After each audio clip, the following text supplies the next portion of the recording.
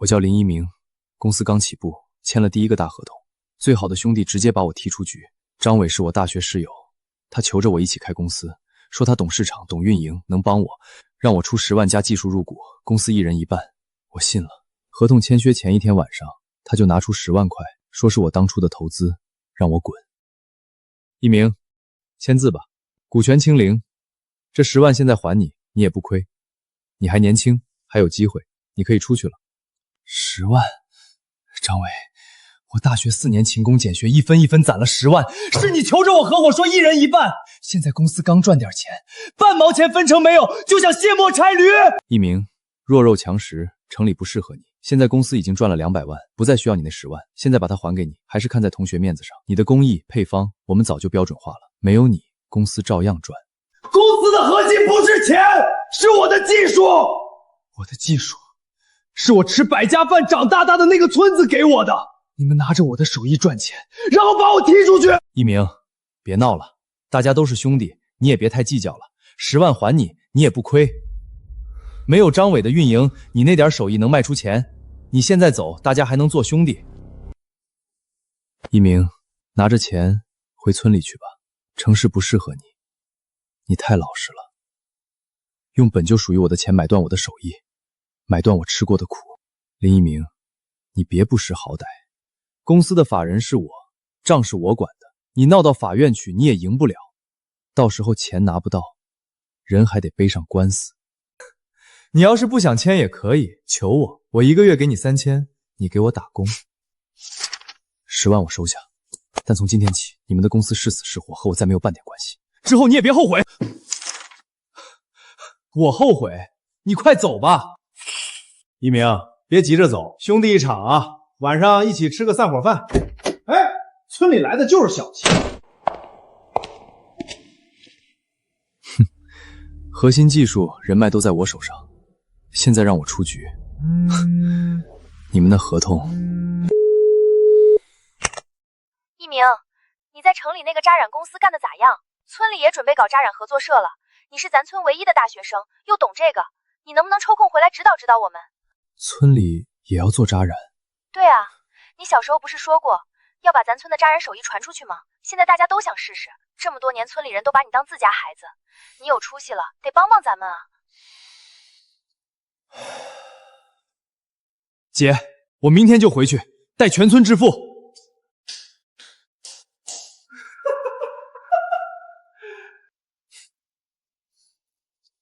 伟哥，那林一鸣懂技术的，他要是单干的话。什么伟哥？说了多少次在公司叫我张总？张总，一个被时代淘汰的榆木脑袋，离了我等着烂死在村子里吧，就知道守着那些老工艺、老图案。顾客是年轻人，谁要那些土的掉渣的东西？他刚才甚至求都没求我一句。他要是跪下求我，我还能发发善心，1个月给他开3000。张总说的对，他不识抬举。去，把这个方案完善一下，改进技术，向西方靠拢，要时尚，要高级感，别整天蓝底白花的，跟死人衣服似的。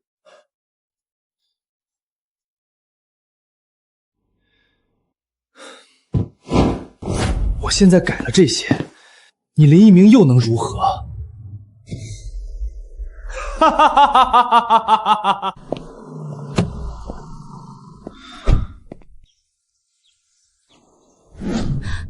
林小鸟，你都多少年没回来了？想死我了！快让姐看看。姐，我是一鸣惊人的凤凰，不是小鸟。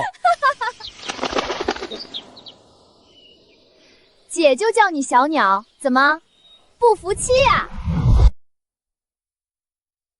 在城里面把我家林小鸟累坏了吧？脸上都没有笑模样了。没事儿，回来就好，让你姐夫带你出去好好玩玩，他也老念叨你呢。林小鸟，村子里可都听说了，你在城里做扎染赚了大钱，现在大家伙都跟着你学呢，家家户户都开始染布了，都想走你的门路，一起赚点钱。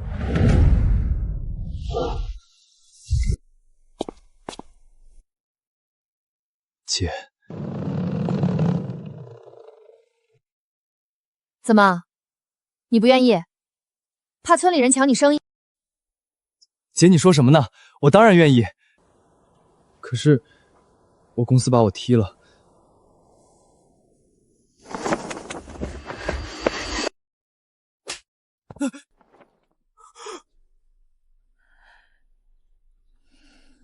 林小鸟，在城里受了不少委屈吧？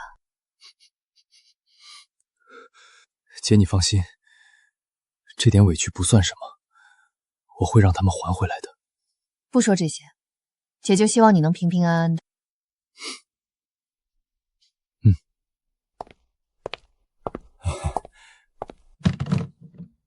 一鸣回来了，姐夫，你有什么话直说吧。你倒是说呀！那个，你姐和你说了吧？村里人都想赚点钱，扎染这营生是我和林魔一起牵头的。现在听说你回来了，大家都想找你帮忙。我们技术不行，染出来的布颜色不正，花纹也糊，怕做不好，糟蹋了手艺。没问题啊，姐都和我说了，我就是回来和你们一起做的。回来和我们一起做？那你的公司算了，不管了，咱们现在就去。林魔在染房那边等着呢。急什么？小鸡还没吃饭呢，回来再吃。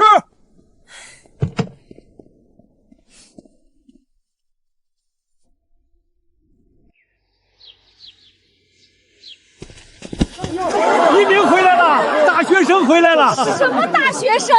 一鸣是大老板，瘦了，在城里没好好吃饭吧？不是老板，刘叔好，王婶好，都好。一鸣，你是咱村的骄傲。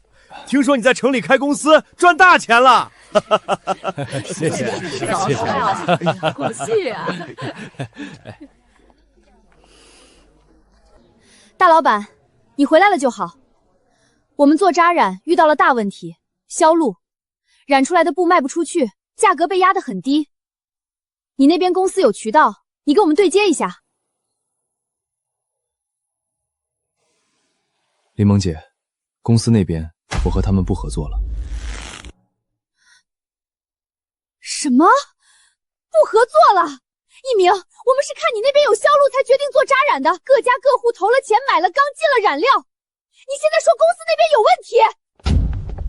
林迷，好好说话。还说什么不合作了？我看你就是被公司踢了吧，不然你好好的城里不待，跑回村里来。一鸣怎么不早说啊？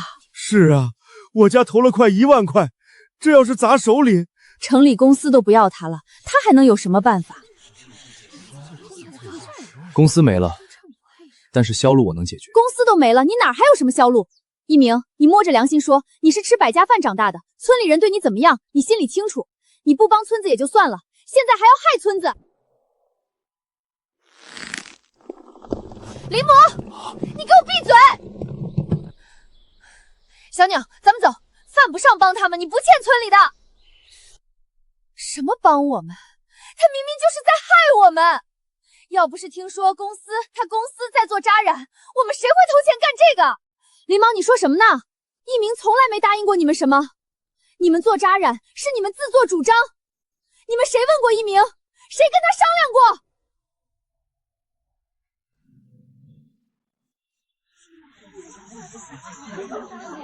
娇娇说的也对，一鸣确实没答应过咱什么。可一鸣毕竟是村里的，现在帮不上忙，咱们都要赔钱。你们不就是投了5万块吗？不就是需要销路吗？简单，我来解决。我就知道一鸣厉害，有销路就好。一鸣，婶子刚才也是着急了，你别往心里去，从小婶子就知道你是有出息的孩子。一鸣哥，坐下说。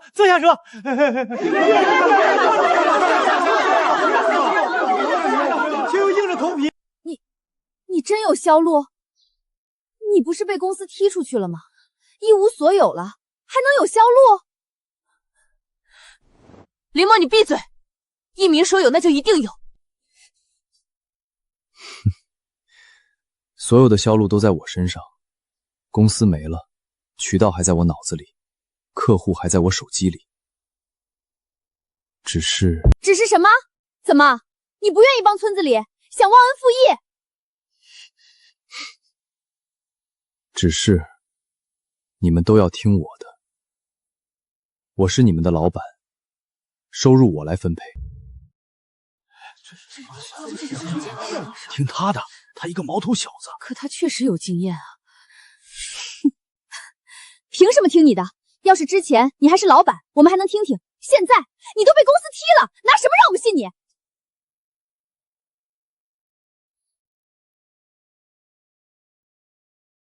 凭我可以带你们发家致富，前期每人1个月至少5000，后面更多。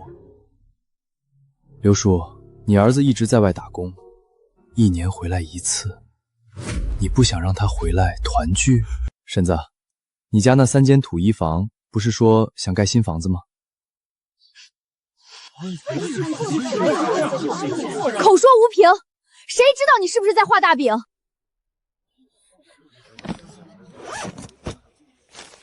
你们前期的投入我打听了，一共5万左右，这是7万我给你们，让你们先赚点。从今天起，我是你们的老板，1个月后我会拿出30万再给你们分。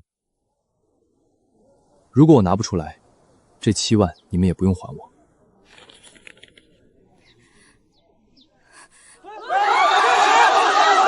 7万，真金白银，一鸣大器，一鸣大器。行，那就1个月。1个月后，你要是没拿出30万，这7万你也别想要回去。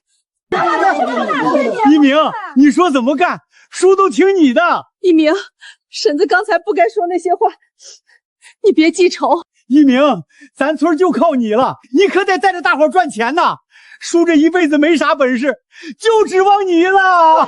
哎呀，林一鸣，你是吃百家饭长大的，婶子看着你出息了，心里高兴。你可得领着大家伙一块干，咱们都跟着你赚钱。你为什么答应他们啊？你看林一那个态度，还有那些人，刚才还说风凉话，一听说有钱马上变脸，你何必呢？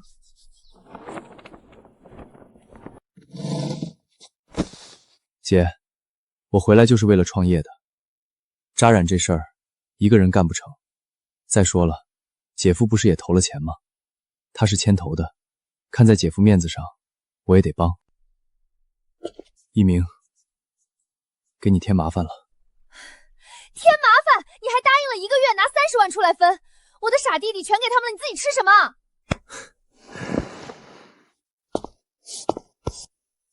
姐，你放心，我知道该怎么做。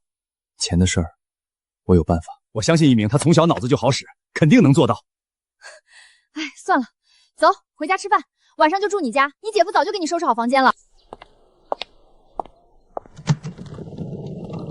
你姐知道你要回来，准备了不少好东西，都不让我吃。晚上咱俩好好喝点。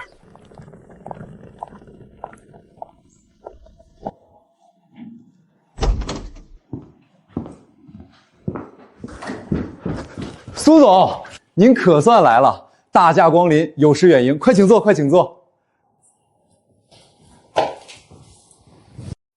怎么就你们2个？一鸣呢？林一鸣走了。什么？走了？什么意思？苏总，林一鸣的思想跟不上了，做出来的东西太老气，不符合市场，所以林一鸣是被你们逼走的。苏总，您这话说的，我们和他是理念不合，他想守着那些老工艺、老图案，我们觉得得跟上市场。苏总，您放心，他走了也不影响咱们之间的合作，我们流程已经标准化了，产量和质量都能保证。我需要的是精品，不是你们墙上挂着的这些垃圾。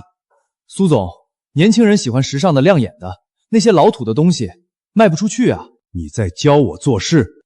张伟，我跟你合作，看重的是林一鸣的手艺，他的扎染颜色正，纹路活，有温度。你们现在挂的这些，在我眼里就是垃圾。苏总，咱们之前谈的好好的，样品你也满意？样品是林一鸣做的吧？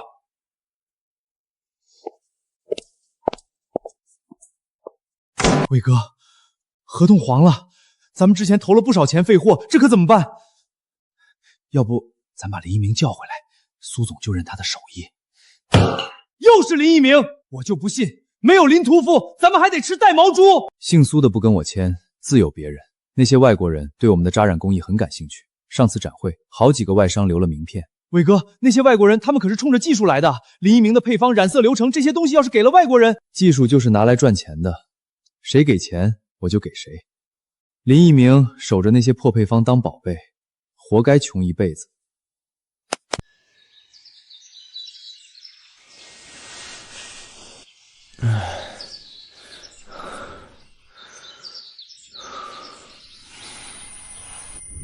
一鸣，来，喝！你姐做饭的手艺配上这酒，绝了！你在城里喝不到这个味儿。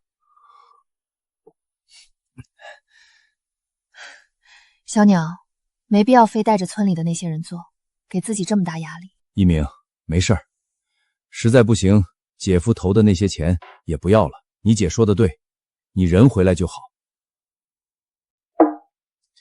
姐夫，我心里有数。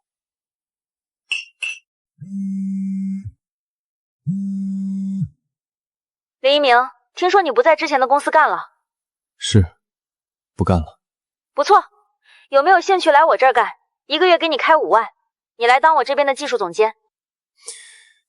谢谢沈总看得起，但我回老家了，想带着乡亲们一起干。村里都在搞扎染，我不能一个人走。这样啊，行吧。沈总，虽然我不能给你干，但我们可以合作啊。细说。沈总，你是搞出口销售的，需要货源。我这边的村子，家家户户都做扎染，手艺好，成本低。打折吗？合作当然可以，但你现在是重新开始，带着村里人干，品控不好把握。我要看样品，样品合格才能继续合作。可以，你什么时候来？1周后，我要看样品，看染长，看你的团队，尤其是质量。你盯的货，我放心。但你村里那些人做的，我得亲眼看了才算。质量达标，一切好说；质量不行，你林一鸣的面子也不好使。你放心，我会让你看到最好的扎染。行，1周后见，别让我失望。1周后有个大客户要来考察，这次的合作要是谈成了，咱们的扎染就能打开销路，价格也能上去。大客户能卖多少？合格后至少上万件订单。上万件儿，那可是不少钱啊！还得是一鸣啊，真有本事。但是客户要求质量，每一块布颜色要正，花纹要清晰，手感要软，达不到标准的一律不能出货。一鸣，咱们以前自己做，哪有什么质量要求，染出来是蓝的就行，卖不出去就自己用。是啊，咱们哪懂什么标准？我看啊，他就是说了大话，现在下不来台。什么质量要求，都是找的借口，压根儿就没有什么大客户吧？这可咋办嘛？销路找不到，这布就砸手里了。这是我和客户的聊天记录，他叫沈薇，做高端扎染出口的。去年我跟他谈过，他只认我的手艺。现在他同意1周后来村里考察，这是他亲口说的。谁要是不信，可以自己来看。1周后见，别让我失望。还真是，真的是大客户，一鸣没骗人。有客户又怎样？你凭什么保证质量能过关？咱们都是土法子，哪能跟城里的机器比？怕不是找来了个骗子吧？这块布就是我亲手做的，你们看看，这颜色、这纹路、这手感，比机器差吗？这布确实好，比我见过所有的扎染都好。就算你做得好，你能保证村里每个人都做得好？1周时间，你教得过来吗？这1周，我吃在染房，睡在染房，每个人每一道工序，我亲自教，亲自盯，谁做的不合格，谁学不会，我手把手教到会。1周后，样品必须全部达标，如果做不到，客户走了，所有损失算我的。你们投的钱我赔，你们出的人工我开工资。这话我林一鸣就放在这里。一鸣都把话说到这份上了，谁再唧唧歪歪还是人吗？说跟你干，我也干，不就是学吗？谁怕谁？好，明天一早染房集合，我先交配料和扎花，散会。刚才是不是说的太满了？我怕万一……没有万一，我心里有数。一鸣，姐夫全力支持你。还吃睡都在染房里，姐真怕你累坏了。扎花的时候线要拉紧，不能松，松了染出来的花纹就糊了。你们看我手上的力度，要匀，要稳。一鸣，这也太难了。以前咱们自己做，染出来是蓝的就拿去镇上卖，哪有这么多说道？是啊，又要量尺寸，又要数针数，还要控制水温，我这脑子记不住啊。我看那大客户就是在林一鸣编出来的，什么沈总，什么出口，就是存心折腾咱们。他自己被公司踢出去了，不想让咱们好过。说实话，我也没见过什么客户。一鸣，要不咱还是按老法子来。就是，折腾半天还不知道能不能卖出去。我家还有2亩地没锄呢，早点干完，好回去锄地。在这耗着，值不值啊？李淼，你闭嘴！怎么，你有销路，还是你能给大家钱？一鸣真金白银拿出7万块，你是眼瞎了看不见？还有你们，一鸣回来是为了啥？是为了带你们赚钱。你们不想赚更多的钱，不想让孩子回家，不想盖新房子。一鸣，不是我们不想赚，是想赚，可这活太难了，跟之前自己做差的太多了。我们老了，学不会呀。是啊，一鸣，你能不能把标准放宽点，差不多就行了呗？你们，姐，消消气。我知道难，但咱们做扎染是老祖宗传下来的手艺，要有耐心，要有敬畏心。你糊弄不就糊弄你，客户不傻，好东西和坏东西一眼就能看出来。说的轻巧，你年轻当然不难。这些50、60岁的人眼睛花了，手也抖了，你让他们学这么细腻的东西，这不是为难人吗？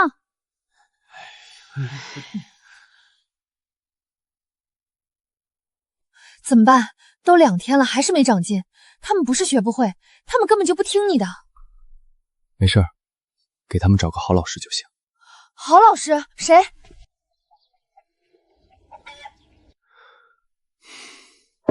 进来吧，门不是开着吗？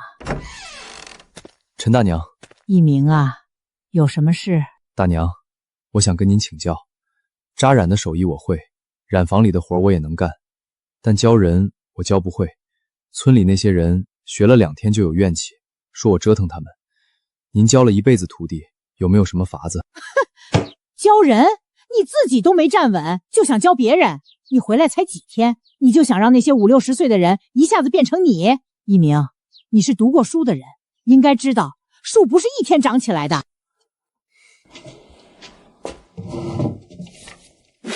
这是30年前村里来过一个老板，说要开扎染厂，带着全村致富。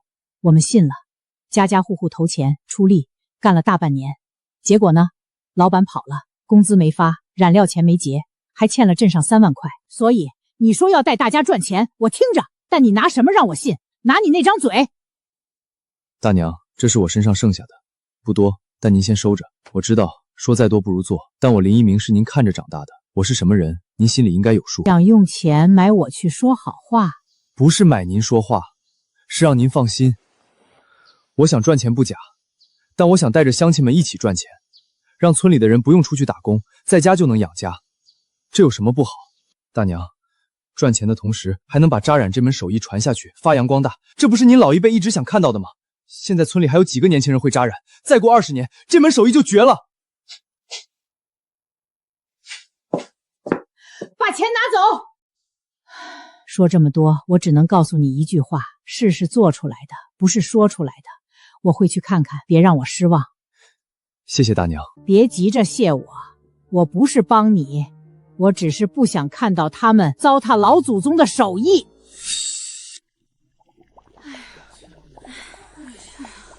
一鸣，这针讲数来数去头都晕了，差不多就行了呗。太难了，咱以前哪这么多讲究？人家是城里回来的大老板，当然讲究。可惜啊，讲究了半天也没见客户影子。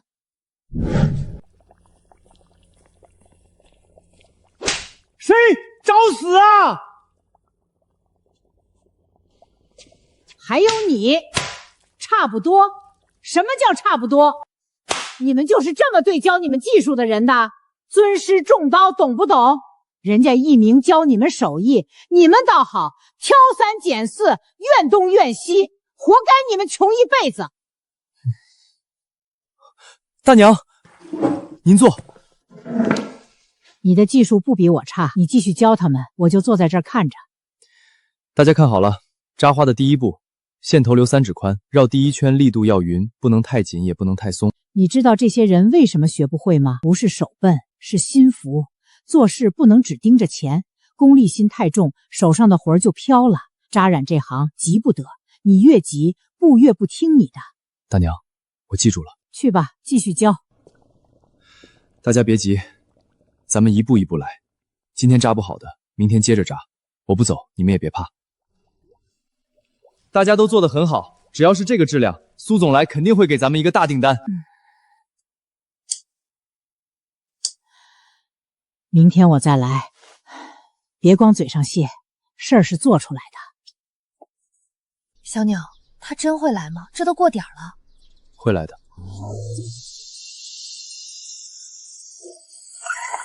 来了来了！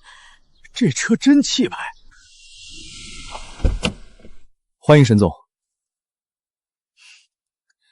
地方倒是不错，空气好。沈总舟车劳顿，要不先休息一下，喝口水，吃点东西。先看样品，样品不满意我转身就走，饭就不吃了。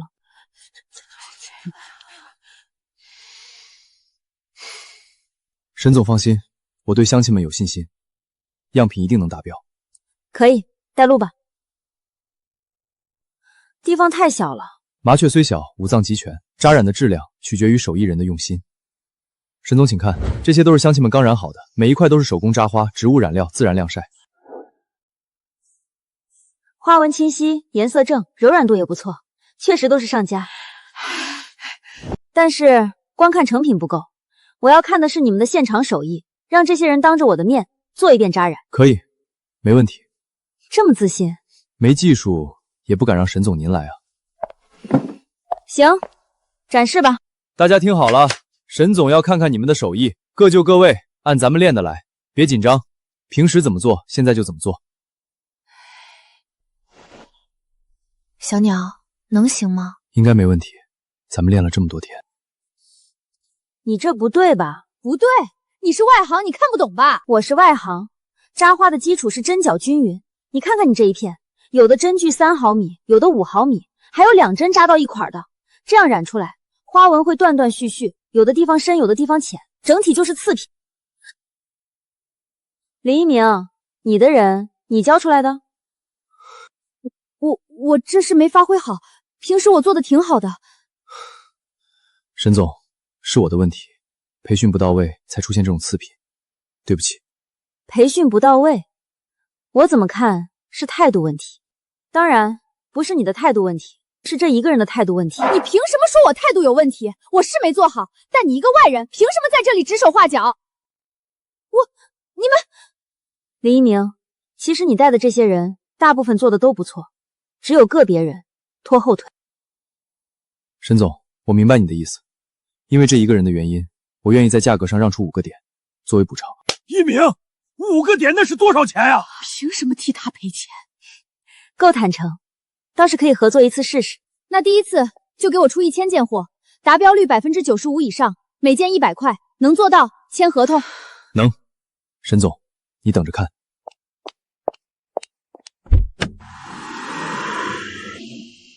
1000件，每件100块，那是10万块呀！一鸣，太好了！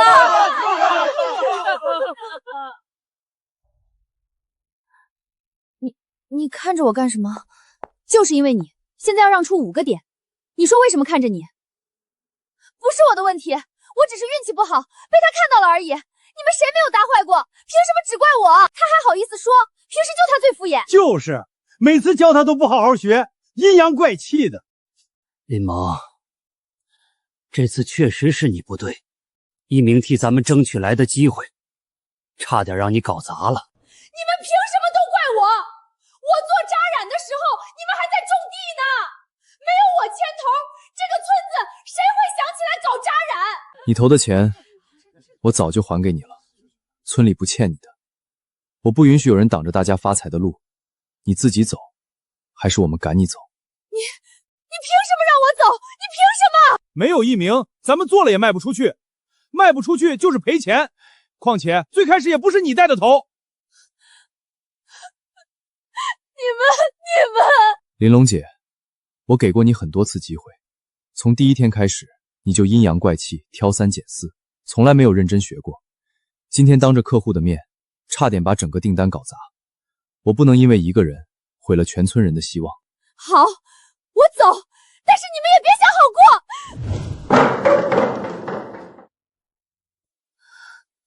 他不会真搞什么幺蛾子吧？大家继续干活，1000件订单，1件都不能出问题。从今天起，每一道工序我都会亲自检查，合格了才能出货。林一鸣，货备好了。沈总，1000件都在这儿了。真是没想到，刚起步产能就能这么快，还提前了3天。上次你来确实有问题，但问题已经解决了。解决了？怎么解决的？自然是请他离开，不能因为一个人影响到大家。你之前就是太心慈手软，不然那个什么张伟能踩在你头上？沈总说的对，所以我不会再犯同样的错。沈总，没问题，达标率98%。货款给你打过去了，按你说的少了5个点。应该的，说到做到。这5个点我也不白要。3天后有个展销会，规模不小，我会给你引荐，到时候很多采购商、媒体也会去，是个露脸的好机会。可以，谢谢沈总。听说张伟也会去，你走了之后，他的公司快要倒闭了，没销路啊，公司快撑不住了。那这展销会，我可真要去好好看看了。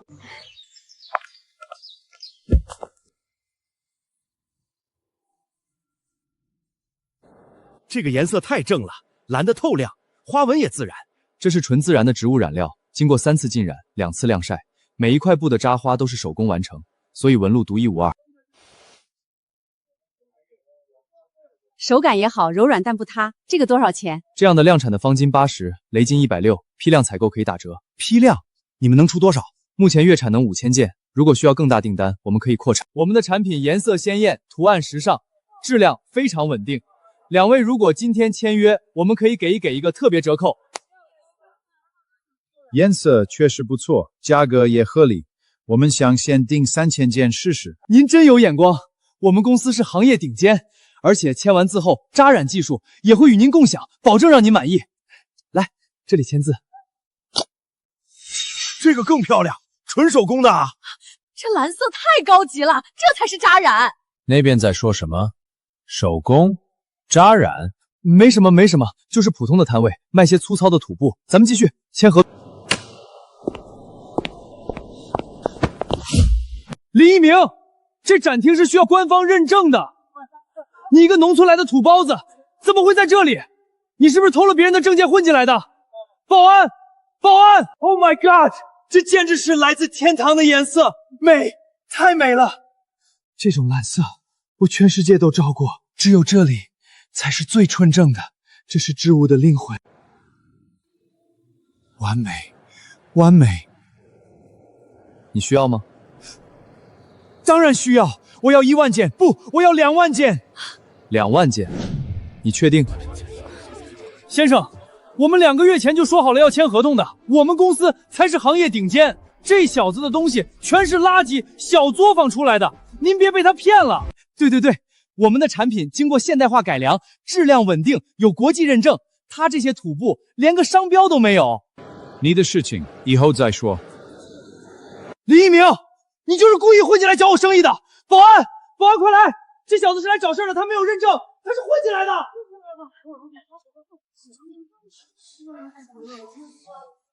你还是这么无知，敢蹬鼻子上脸！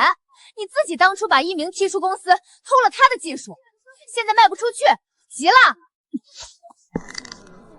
你再喊一个试试！这人怎么回事？竞争不过就造谣。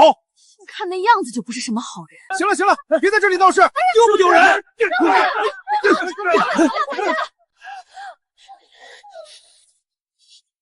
朋友，我要买2万件，不过我有一个小小的要求，什么要求？希望你可以和我共享你的扎染技术，包括配方、手法、晾晒工艺。我们可以在国外建厂，批量生产，赚大钱。抱歉，技术不分享。订单可以加3万件，不5万件，我可以给你更好的价格。我说了，技术不给。10万件，朋友，10万件，这是大生意，你一辈子都接不到的大订单。扎染技术是老祖宗传下来的，绝不给外国人。为什么？朋友，我可以给你钱，很多钱，你一辈子都赚不到的钱。不行，蠢货就是蠢货，赚钱的机会都不要，守着那点破手艺当宝贝，活该穷一辈子。伟哥，咱们的机会来了！查尔斯先生，我的技术可以和你共享，建厂、批量生产、全球销售，你想怎么做，我都配合。你的技术完全不如他，你那扎染和这个比就是垃圾。查尔斯先生，只要你在我那儿下单5万件，我就把这小子的技术给你整过来，配方、扎花手法、染料比例一样不差。你算什么东西？还想要我们一鸣的技术？你说的是真的？当然是真的。这小子之前在我的公司干过，是我手底下的员工，现在不干了，就偷了我的技术自己单干。原来是偷技术的，看不出来啊，长这么斯文。放屁！你再说一遍试试。合作伙伴说成员工，张伟，你真不要脸啊！合作伙伴，你投了多少钱？几万块也算入股？我是看你是同学，可怜你，让你挂个名，你还真把自己当回事了。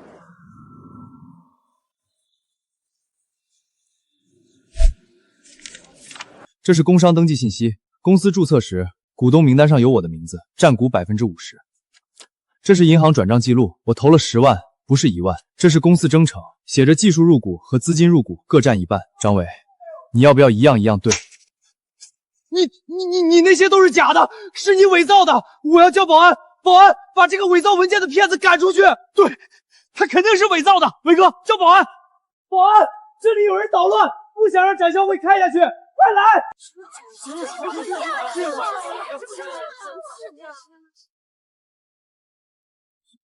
苏总来了，苏远昌，业内顶级大佬，他怎么来了？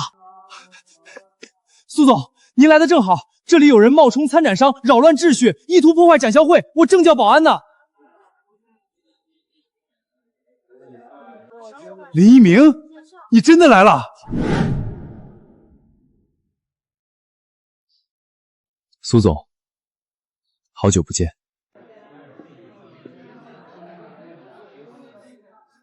这才是我要的东西。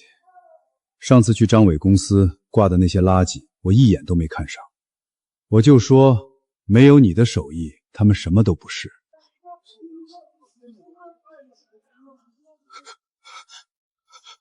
苏总，你闭嘴！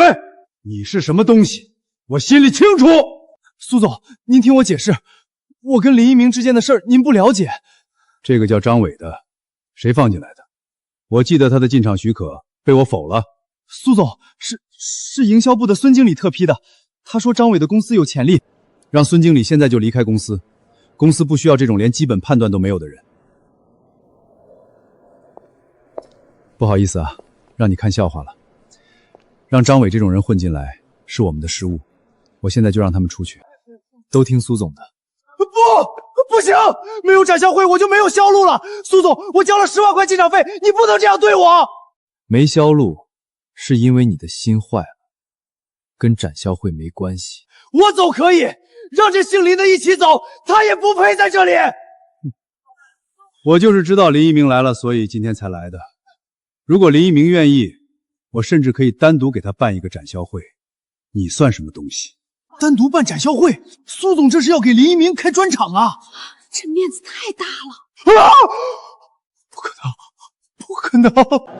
为了进这展销会，我出了10万啊！10万块，你们不能这样！我要投诉！赶快拖走，别在这里丢人现眼！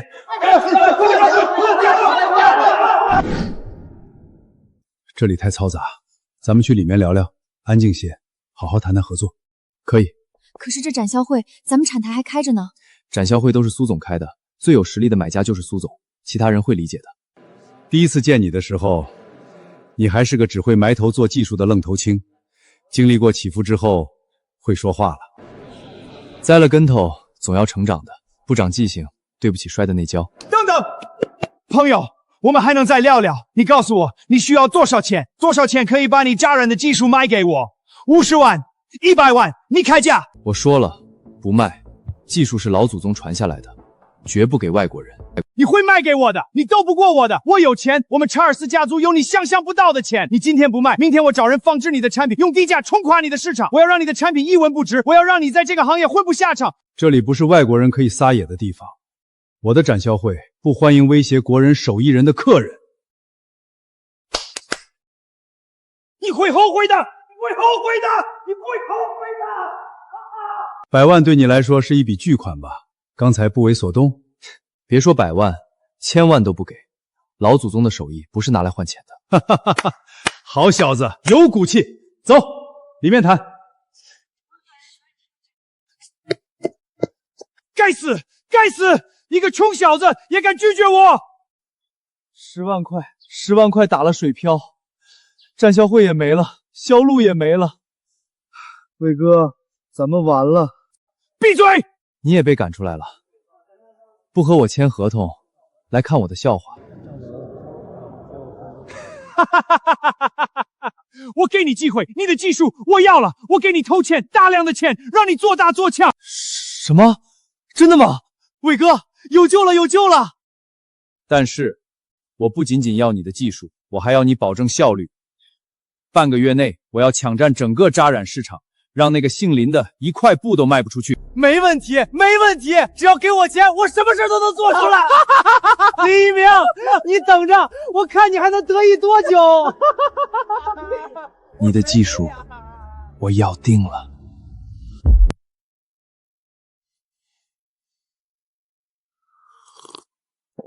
一鸣，我想和你合作，你的技术是我见过最好的手工扎染，没有之一。怎么合作？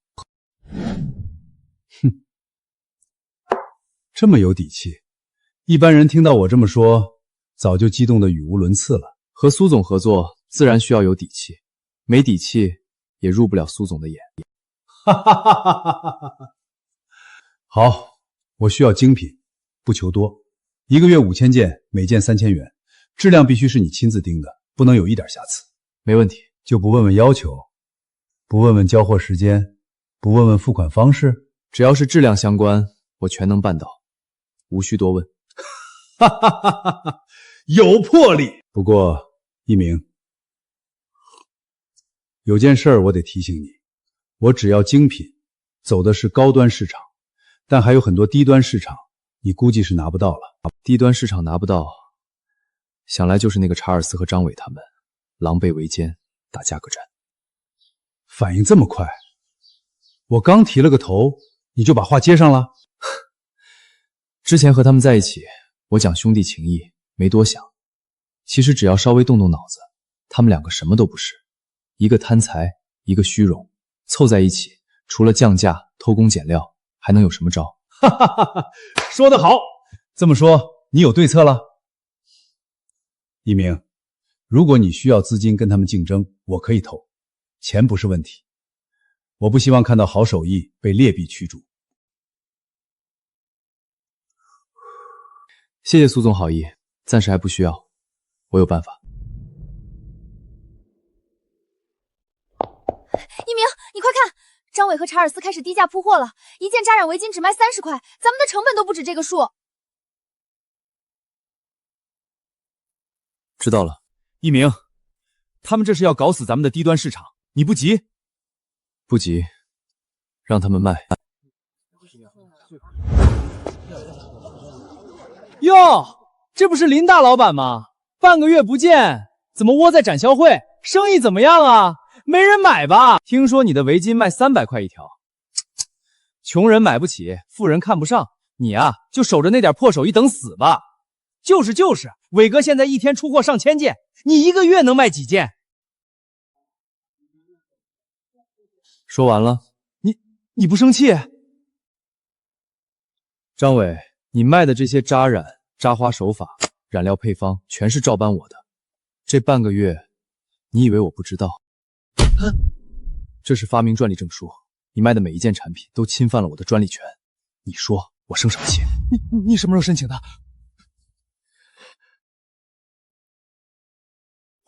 不可能，专利怎么可能这么快申请下来？你骗谁呢？对，你肯定是伪造的，发明专利申请至少要1年半载，你才被踢出去多久？怎么可能拿到证书？你当我们是傻子？就是，伟哥说的对，这小子肯定是花钱买的假证，吓唬谁呢？一鸣，你在跟我开玩笑的对吧？咱们同学一场，你不会骗我吧？我没跟你开玩笑。一鸣，我来的正好。平板，沈总是的合作伙伴，也是我在国内市场的经销商。张伟，你侵权的不只是我，还有他。张伟先生，我是沈孙总的顾问，经核查，贵公司生产的扎染产品在扎花针具、染料配比等方面与林一鸣先生的专利高度重合，您已构成严重侵权。不可能！我们已经完成了证据保全，您在各大平台的销售记录、线下展销会的宣传资料、产品实物都已公证。简单的说，你们等着赔钱吧，你们销售额的10倍。伟哥怎么办？你们不能这样，我也是做扎染的，凭什么说是你的技术？看清楚，申请日期，你们踢我出局那天下午我就去注册了，你以为我会给你们留后路？什么？一鸣，咱们同学一场，你不会真告我吧？咱们当初一起创业，一起吃苦，你都忘了？同学一场，你把我踢出公司的时候想过同学一场？你偷我技术的时候想过同学一场？你刚才在我展台前嘲讽我的时候想过同学一场？你们合伙坑我的时候怎么不讲兄弟情谊？现在看到证书了，知道叫兄弟了。李一鸣，你别欺人太甚！你以为你有个破专利就了不起？我告诉你，我张伟不是好惹的，大不了鱼死网破。你试试。我看你们还是好好想想自己的后路吧。啊，李先生，这件事我不知情啊，都是张伟，都是这2个废物，我是被他们骗了。查尔斯，你说什么？李先生，这件事我不知情啊，都是张伟，都是这2个废物，我是被他们骗了。查尔斯，你说什么？明明是你来找我的！你闭嘴，滚一边去！林先生，我愿意赔偿，多少钱都可以商量。我不想打官司，这对我的生意影响太大了。你高抬贵手，放过我这一次，以后我再也不碰扎染了。查尔斯，你伙同张伟偷我的技术，抢我的市场，现在想把责任全推给他，你觉得我会信？那你要怎样？查尔斯，当然是赔钱啊，你们销售额的10倍赔偿。林先生，我真的不知情，都是张伟骗我，你放过我，我赔钱，给你造成的损失我原价赔偿。查尔斯，你他妈翻脸不认人！是你主动来找我的，你说要搞死林一鸣，你还说技术给你，你帮我上市。你胡说，我从来没有说过这种话，是你拿着样品来找我的。够了，公事公办，律师会跟你们谈。漂亮，一鸣，你这手专利玩得漂亮，打得他们措手不及。一鸣，我想入股你的公司，你出技术，我出资金，咱们一起把扎染做大。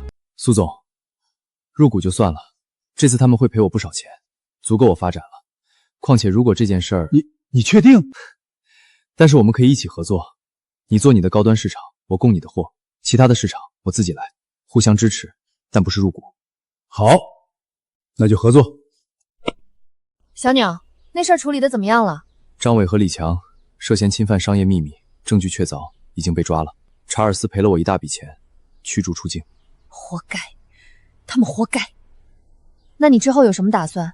还回城里吗？我要拿出1半的钱，在村里建厂，标准化染房、培训教室、展示厅，让村里的人不用出去打工，在家门口就能赚钱。小鸟，你真的长大了。姐，走吧，去接施工队。